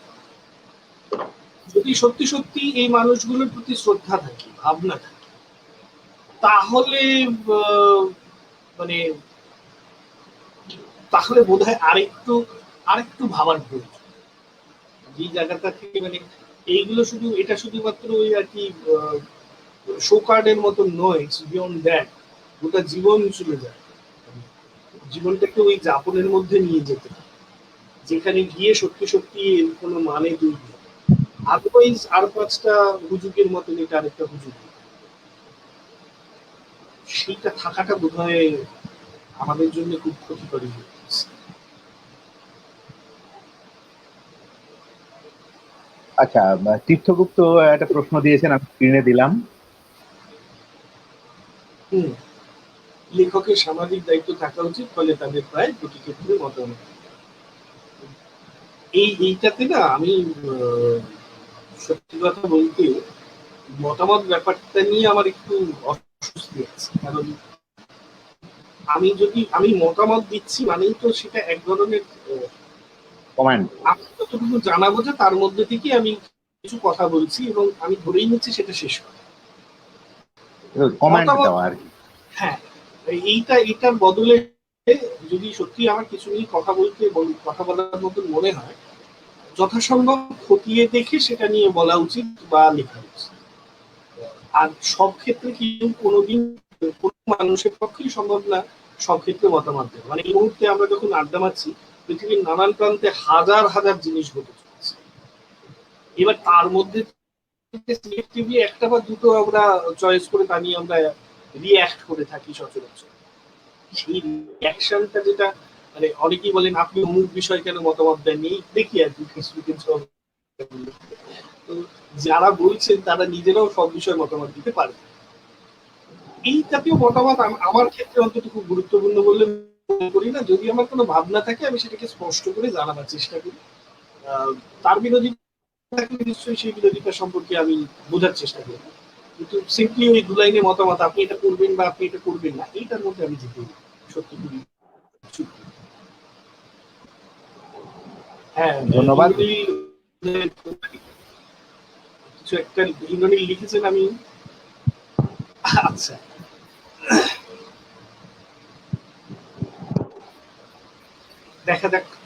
দেখা যাক ইচ্ছে তো আছে। আচ্ছা, আমরা অনেকক্ষণ ধরে শুনলাম, খুব ভালো লাগছিল, কিন্তু আমাদের শেষ করতে হবে। আমাদের আরেকটু সময় কাটাতে পারলে আরো ভালো হতো। তো আপনার তো নাট্য জগৎ, নাটক লেখা, নাট্য নির্দেশনা, অভিনয়। আচ্ছা, এর মধ্যে আর একটা প্রশ্ন চলে এসেছে, মহাভারত নিয়ে পরবর্তী পদক্ষেপ কিছু কি ভাবছেন? আপাতত সপ্তম খণ্ড তো লেখা অনেকদিন হয়ে গেছে, এই পরিস্থিতির জন্য প্রকাশ হতে পারছে না। বাকি খণ্ডগুলো শেষ করি, প্যারালালি প্রবন্ধ ইত্যাদি প্রভৃতি কিছু লিখতে শুরু করেছি, এবং মহাভারতের একটা মানে আস্তে আস্তে নাটকের কিছু ফর্ম আসছে। যেমন গান্ধারী অলরেডি অশোকনগর নাট্যমঞ্চ করে ফেলেছে, অনেকগুলো মানে 25টা মতন শো হয়ে গেছে, আরো হয়তো ওই লকডাউন ইত্যাদি উঠলে আরো শো হবে। মহাভারত নিয়ে আরো কয়েকটি নাটক লেখা, একটা নাটক তো লেখা আছেই, সেটিও অলরেডি হয়ে যাওয়ার কথাই, পরিস্থিতির জন্য আটকে আছে। আরো হয়তো দু একটি নাটক লিখবো, প্রবন্ধ ইত্যাদি তো অবশ্যই লিখবো। এই ভাবনা। ঠিক আছে, খুব ভালো লাগলো। আমাদের আরো সময় কাটানোর ইচ্ছে ছিল। আপনার যেটা বলতে চাইছিলাম তখন, যে নাট্য জগৎ, নাট্য নির্দেশনা, অভিনয় নিয়ে তো আপনার অনায়াস বিচরণ। আমরা আসবো আবার একদিন, সেদিন আমরা লেখক শুদ্ধ সত্য না, নাট্যকার শুদ্ধ সত্যের সঙ্গে আড্ডা মারবো, আলাপচারিতায় থাকবো। আসবেন? নিশ্চয়ই। আজকে আমাদের সময়টা এতটাই কম, মানে এতক্ষণ 1 ঘন্টার উপর আমাদের 1 ঘন্টা 10 মিনিট আমাদের আলোচনা হয়েছে, কিন্তু মনে হচ্ছে যেন প্রাথমিকভাবে বিভ্রাটটা বাদ দিলে পরবর্তী সময়টা কিন্তু আমরা খুব ভালো কাটালাম আর কি। শুরুতেই একটু গোলযোগ হয়েছে, যে আমি কিন্তু পরে বলতে শুরু করলে যে কতক্ষণ বলবো ঠিক থাকে না। অসুবিধা, আমাদের অসুবিধা নেই, আমরাও আড্ডাবাজ লোক আর কি। এই আড্ডা পাগল বলেই আজকে এক জায়গায় হয়েছি, এতক্ষণ ধরে আছি। আচ্ছা, সুজয় দত্ত, খুব সত্যি মানে ভালো একটা কাজ হবে। সুজয় বাবু আবার একটা প্রশ্ন করেছেন, এখন প্রথম প্রবাহ সৌরভ মুখোপাধ্যায় সত্যি কি আপনার লেখায় অনুপ্রাণিত? কি করে আমি বলি, মানে আমি সত্যি কথা বলতে প্রথম করিনি। তিনি লিখছেন, তিনি যদি কোথাও বলেন আমি জানি না, আমি সত্যি জানি না সে বিষয়ে, এটা আমার পক্ষে বলাটা অসম্ভব। আচ্ছা, বইটার দাম কি রাখা হচ্ছে? হ্যাঁ, ওটা তো সামনের সপ্তাহে বেরোলেই জানা যাবে কি রাখা হচ্ছে না রাখা হচ্ছে, জানিয়ে দেবো আপনাকে। অগ্নিমিত্র বাবু, অগ্নিমিত্র আমার ভীষণ প্রিয় মানুষ, ভীষণ গুণী মানুষ, প্রচুর কাজের সাথে জড়িত থাকেন। আচ্ছা আচ্ছা, সামাজিক কাজের সাথে জড়িত। নিশ্চয় আমরা জানিয়ে দেবো। আমরা ওনাকে চেষ্টা করবো ট্যাগ করারও, যে যখন বইটি প্রকাশিত হবে যাতে উনি বুঝতে পারেন যে কত দাম হলো, কিভাবে কেনা যেতে পারে, এই সব আর কি। নিশ্চয় করবো। অরিন্দম, কিছু বলার থাকলে আমরা শেষ করবো এবার। হ্যাঁ, আমার কিছু বলার না, আমি খুবই খুশি যে উনি আসতে রাজি হয়েছেন। অনেকদিনের ইচ্ছা ছিল, এবং আলোচনাটা অ্যাকচুয়ালি পরের দিকে সত্যি খুব ভালো হলো। আমি মনোযোগ দিয়ে শুনছিলাম, অন্য কিছু করা ছেড়ে প্রশ্ন করা করে। আর যারা প্রশ্ন করলেন তার থেকে যেটা বোঝা গেল সেটা আরো ভালো লাগলো আমার দিক থেকে। আর অ্যাকচুয়ালি কিছু বলার নেই সত্যি। হ্যাঁ, যারা প্রশ্ন করলেন, এতক্ষণ ধরে শুনলেন, আমাদের বৈলাখ পাবলিকেশনের তরফ থেকে সবাইকে অসংখ্য ধন্যবাদ, কৃতজ্ঞতা, এবং সর্বোপরি লেখক শুদ্ধ সত্য বাবুকে আমাদের বৈলাখ প্রকাশনের তরফ থেকে অসংখ্য ধন্যবাদ, কৃতজ্ঞতা, আমাদের সঙ্গে এইভাবে সময় দেওয়ার জন্য, পাঠকদের সঙ্গে সময় দেওয়ার জন্য। আমরা এর আগে আমরা ঘোষণা করেছিলাম যে এর পরবর্তীতে আমরা লেখকদেরকে আমরা নিয়ে আসবো আস্তে আস্তে এক এক করে লেখকদের মুখোমুখি পাঠকের সঙ্গে। এটা আমাদের পরিকল্পনায় ছিল, তো আমরা করতে পেরেছি, এটাই আমাদের তরফ থেকে ভালো লাগছে। আচ্ছা, আগামী 21শে জুন আমরা বৈরাগ প্রকাশনী প্রকাশ করবো শুদ্ধ সত্য ঘোষের পাইরেট। থ্রিলের আড়ালে আপনি আজ পাবেন আড়ালে থেকে যাওয়া বিশ্বজুড়ে ভূ রাজনৈতিক ষড়যন্ত্রের। পড়বেন, কিনবেন, পড়বেন, জানাবেন, আমরা অপেক্ষায়। আজকে এখানেই আমাদের অনুষ্ঠান শেষ করছি। সবাইকে আরো একবার ধন্যবাদ আমাদের সঙ্গে থাকার জন্য। সবাইকে ধন্যবাদ। শুভরাত্রি। শুভরাত্রি। সকল বন্ধুদের যারা শুনলেন তাদেরকেও আমি ধন্যবাদ জানাই। বইটাকে তো অবশ্যই ভালো থাকুন। ভালো থাকুন। নমস্কার। নমস্কার। নমস্কার।